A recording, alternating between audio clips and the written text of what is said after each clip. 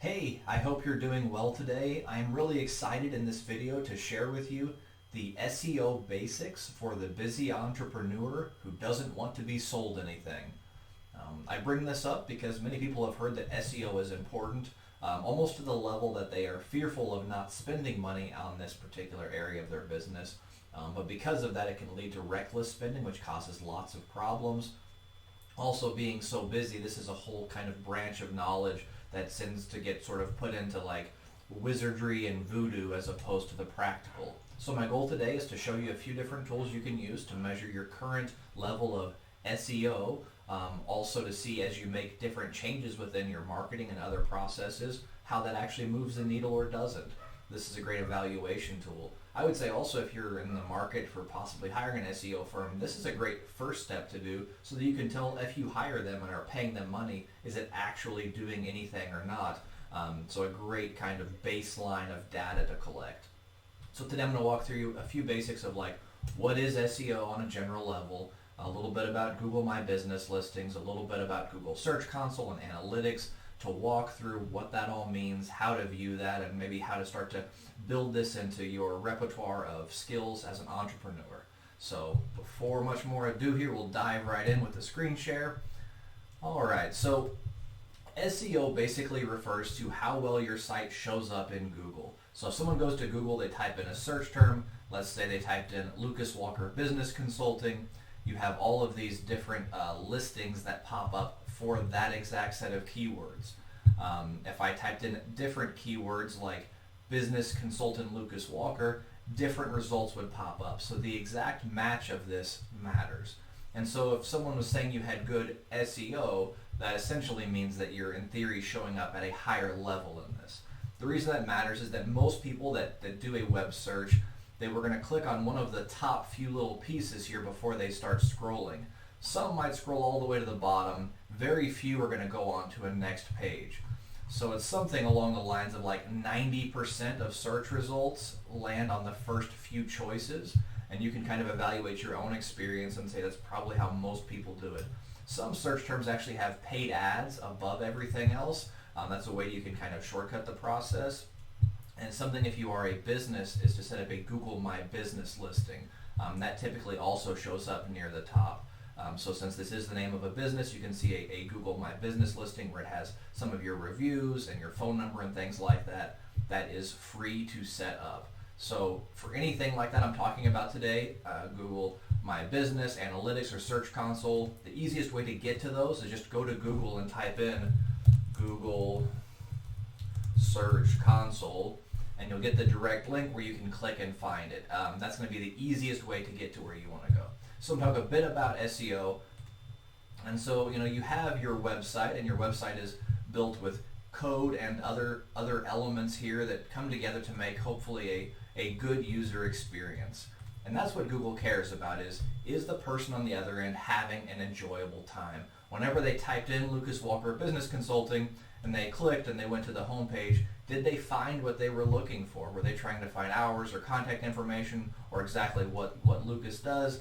Did they find what they needed? If they didn't, Google will show that result to fewer and fewer people because they had a bad result. And Google wants to be the #1 search engine. They want you to stay there. They want you to have a good experience. So SEO is basically making a very useful website presence.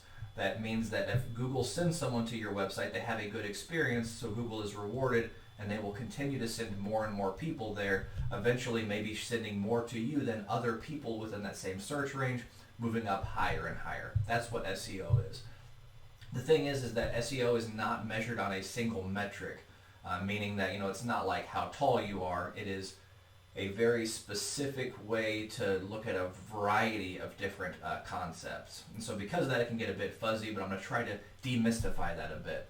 So if you have your own website hosted on WordPress or Shopify or Wix or any of those different platforms, you really want to get two things set up really quickly. And now a lot of those have some built-in analytics and tracking, but you'd like to add some more. And so one of the first ones you'd like to add is Google Search Console, and the other is Google Analytics. Those are the two main ones you'd really like to add. And when I say that you're adding these, the way that you do it isn't actually super hard. You can search videos for exactly how this works, but I'll try to show you real quick here. So basically you'll set up using a Google account to get everything set up, and then what you'll have is you'll have a snippet of code here in the middle, and you'll copy and paste that code into a specific part on the back end of your website. So to get you started, you can search for how to add Google Analytics to Shopify. You'll go kind of where I did to pull that code up, and there's plenty of walkthroughs on how to do that. You'll copy it and you'll paste it to a particular spot. So whenever your page loads, there's code on the back end that makes all this work. You're going to copy and paste that snippet of specialized code, a script, somewhere in the header or footer, so it doesn't show up as visible text. Whenever someone loads your web page, that event triggers that code running, and that code starts tracking details, which then Google puts together in a very helpful report for you. So I'm going to show you the two most common types of reporting data that are helpful. The first here is again through Google Search Console, and you can have multiple websites you run through here. But one of the very helpful things is that you can do an export here of the performance information. And what this will show you is very, very helpful. The exact query that someone typed in to get to your website. So this is just part of the back end for mine. I'm just now beginning to do content marketing for myself on my own website. I've done it for lots of other people and other websites before.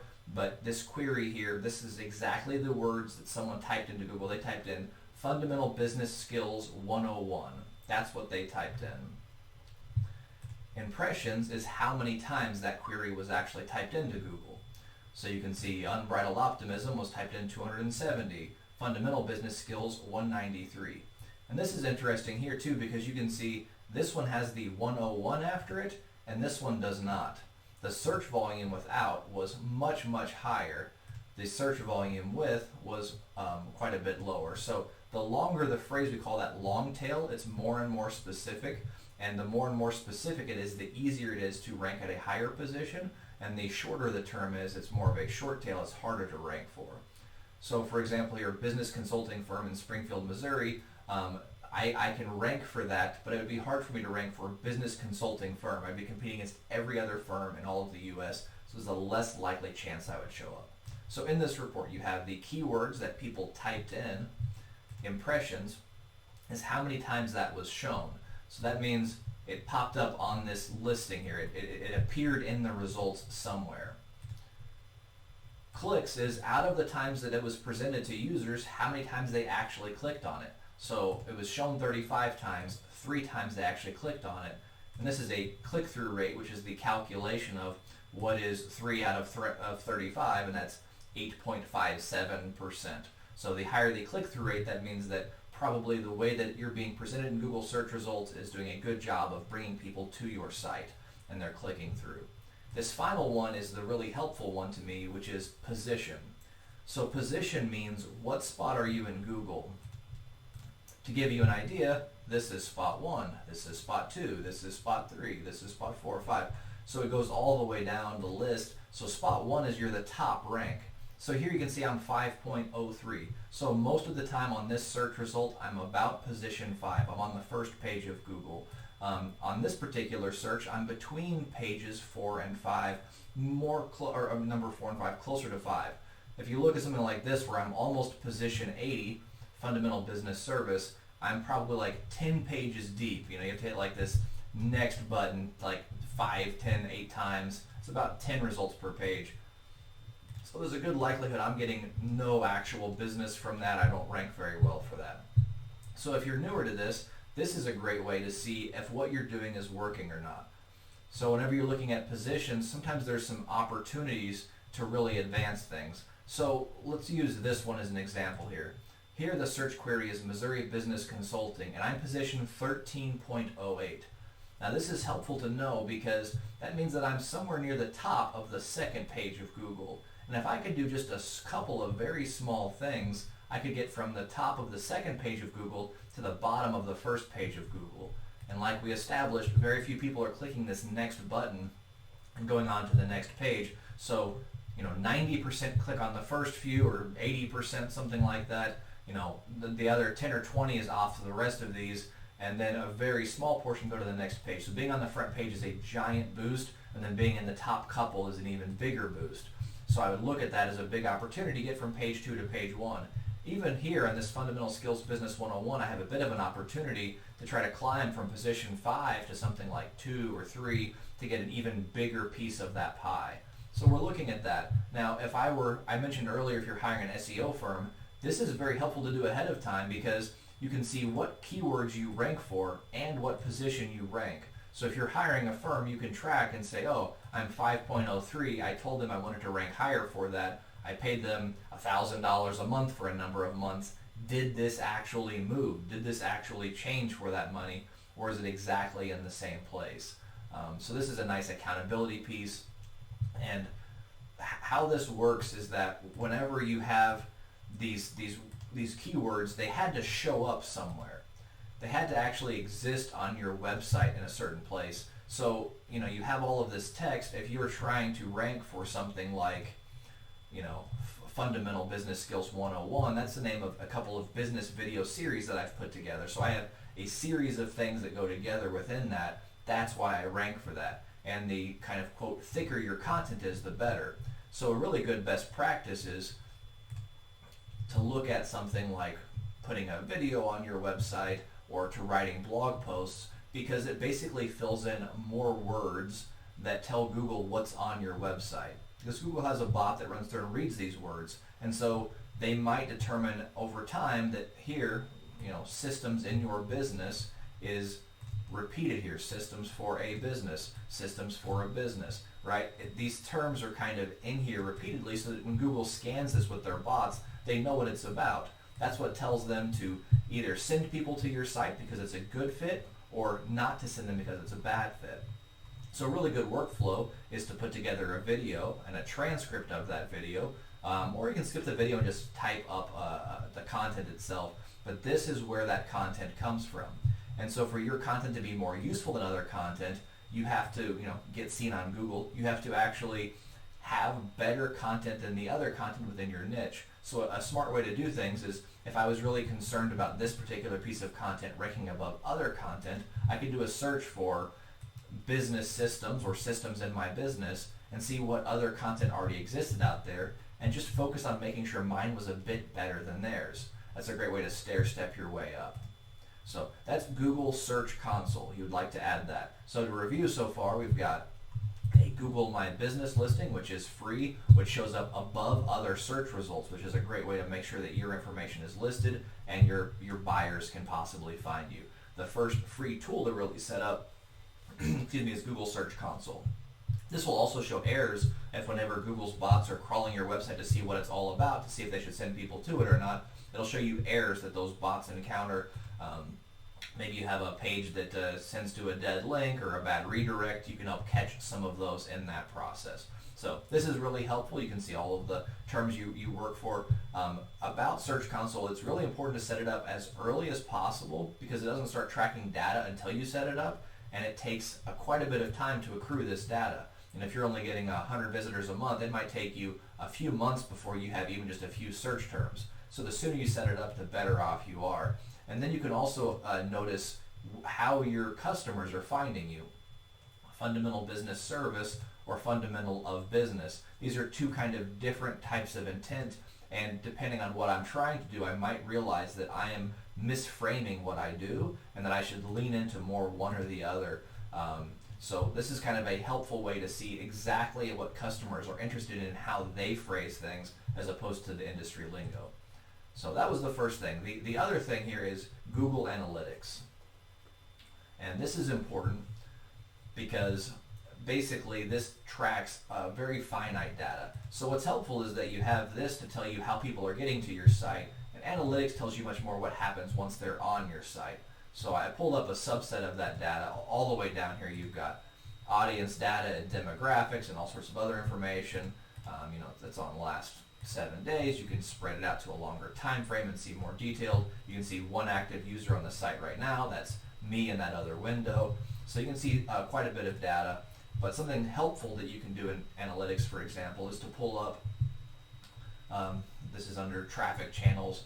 This was under the direct search results. So people that are organic, people that typed into Google to find me, this tells me some information about them. And some of the very interesting things that you'd like to typically check when you're looking through these are things like bounce rate.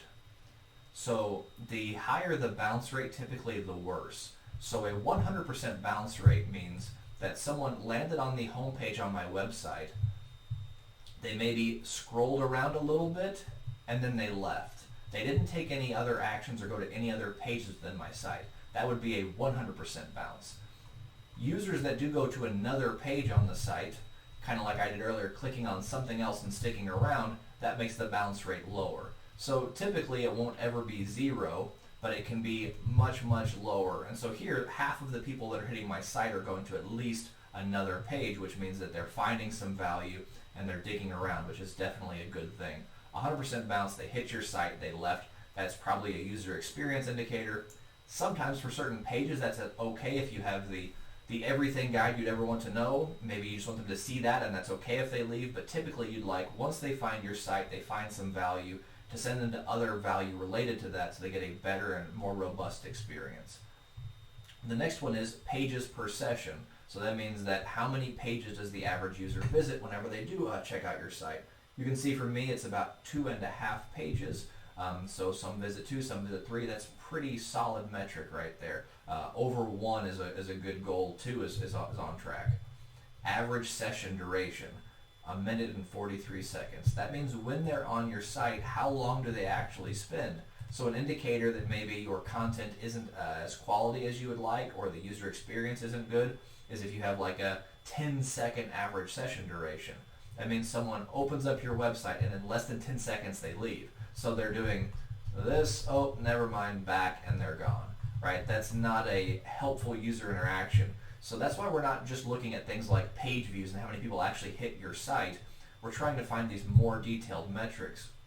You can pull these up split by a variety of things. You know, depending on how much traffic you have have demographic information and see things like, oh, people that came to my site from Facebook spend on average 25 seconds more per session and visit 3 more pages than Instagram leads. I should put more energy into Facebook. It seems that those are a better client. So you can track a lot of that detailed information just by breaking that down. So a good way to get started in analytics is that it doesn't so much matter exactly what this number is. It doesn't matter that this is 88.37%. What really matters is how it moves over time. So for example, you can see in the last 90 days for the same site that the average session duration was about a minute. And this was a shorter time period. It's actually up to a minute and 43. So if you just check in on this periodically, once a week, once every few weeks, spend just 10 minutes poking around, you'll get to see things moving. So in the last 20 days, you can see my average time went up to 2 minutes and 4 seconds average time on site. So 90-day average was like a minute, and my 28-day average is twice that. What's changed in that is that I've been focusing a lot more on my video content lately. So what happens is that you take an action and now you can measure and say, is that action actually having a result or not? If I'd been doing videos for a while and this session duration hadn't moved at all, well then maybe it becomes, why bother doing videos? Move into trying some other experiment. So this is how you get feedback as to what you're doing, is it working or not, on each of these different metrics. So if you have a high bounce rate, maybe you focus on the navigation of your site so it's easier for people to know where to go next and what you'd like them to click on. If you're having a very bad session duration, maybe you're focusing instead on building out some more value-filled content, maybe adding in some images or some videos to help keep them scrolling down the page, some bold text, some bulleted points. So there's lots of different things you can do, but this is the basics. And so this is a good indication of how valuable your website is. If Google sends someone to my website and they spend 2 minutes on it, that's an eternity in internet terms.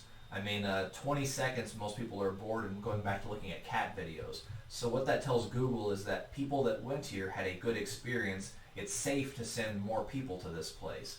And so the better each of these metrics looks, the more people Google feels comfortable sending. And so over time, you keep moving up and up the ranks.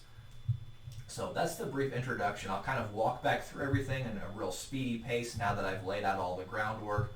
So We're trying to find each of these. The easiest way is to type it into Google Search Console, Google My Business, Google Analytics. Follow the suggestions. Use your Google ID to log in, or create a new one if you want a separate one for your business. Copy and paste that code specifically where it goes in your website. If you don't know how to do that, you'll just search how to add Google Analytics to Shopify, how to add Google Analytics to WordPress.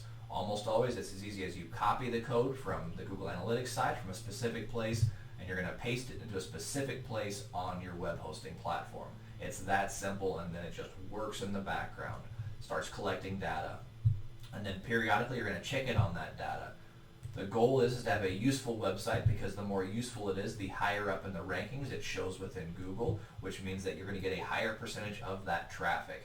You can't really game the system. You can't be a bad website and show up higher, because that means that Google will be pissed off at you. Their users had a bad experience, so they will penalize you and move you back down the rankings. So you have to have a good website that has easy to navigate, easy user flow, is easy enough on the eyes, and some other variables as well. You'll have Google Search Console set up where you can pull up reports like this that tells you exactly what people are typing in to Google to find you, the number of search volume, out of that volume, how many clicks you're actually getting, and what your position actually is. This can help you determine your marketing materials, also can help you determine opportunities where you can rank higher within Google for various terms. Finally, is you can evaluate the experience users have on your site. You can run specific experiments. I would recommend not doing multiple types of adjustments at one time. A single area you adjust, and you can see how that affects the user experience. This is how you can zero in on better and better content and properties. One other really fun thing here for people to look at usually is the time of day. So what this shows, I forgot to talk about this, what this shows is when your users are most active. So the gray is they're not active, the light blue is that there were users, and then the darker the blue color is the more active users. So you can see right here, Sunday at 7 p.m., over the last 90 days, I've had 36 users. It's the hottest spot. You can see that Saturday afternoon, I don't really have many users at all. So this can be helpful, because now you can try to determine, is this a time that my users are naturally just more active? Therefore, should I be putting more content out there at that time on Facebook and other platforms to keep them within that ecosystem? Or did I do something on Facebook, for example, that drove traffic to my site? This is an indicator that that traffic actually worked. So there's a lot of interesting attribution you can do there. You can see other demographics about different people. But the goal is to use this data to determine if the choices you're making are good or if they are not good choices, so you can stop the ones that are not good and keep the ones that are working well. Cool, so that's a lot to keep in mind. I hope it's not too overwhelming. I do feel that that's very possible for an owner to do this. Again, you set it up, it's probably 30 minutes to get it going the first time for each of these different systems. You spend 10 minutes a week every couple of weeks. And if you're able to do that, you're going to really get a good feel for how your digital presence works online. There are some other areas of SEO. I'll try to lay out the big landscape as we close out this video. So this focused a lot on what's called like on-page SEO.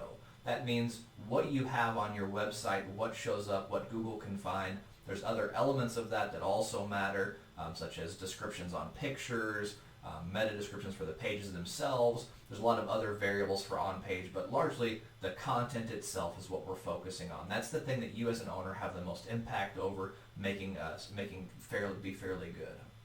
There's also technical SEO, and that's more for computer geeks and nerds. So if that's not you, I wouldn't worry about it a lot, but it takes into account things like, is your website an HTTP website or HTTPS?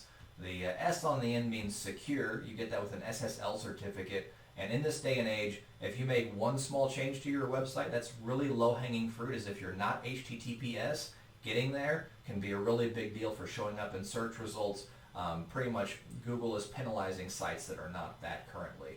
Being mobile friendly is a big deal. How long it takes your web page to load matters. So again, that's technical SEO, because it takes a bit more of computer programming, internet knowledge to typically do that. And the next one is backlink type SEO. And this basically is just how people get directed to your website. So Google can assume that if your website is linked to from lots of other websites, that the other websites like Google want their users to have a good experience. So if they're linking to you, they must have determined that you have a good experience on your website, and Google kind of piggybacks some of that trust off of them. So if you're able to get listings on other websites, that can be helpful to make you show up better in Google's eyes, which gives them a chance to show your site to their users, which again can slowly bump you up the rankings. And kind of a final thing is this idea of paid ads. So I will say that paid ads definitely can work to drive traffic to websites, and if you do your math correctly up front, you can actually have a very profitable interaction there. A lot of times things aren't structured correctly. I'd be very, very careful about doing that. But one of the biggest benefits of paid ads in the SEO world is whenever everything on your site is set in a positive way, what happens is Google waits to have people hit your site to reinforce whether it was a good or a bad experience. By doing paid traffic, you can get a higher volume of people quicker because you're jumping to the top of the search results via paid.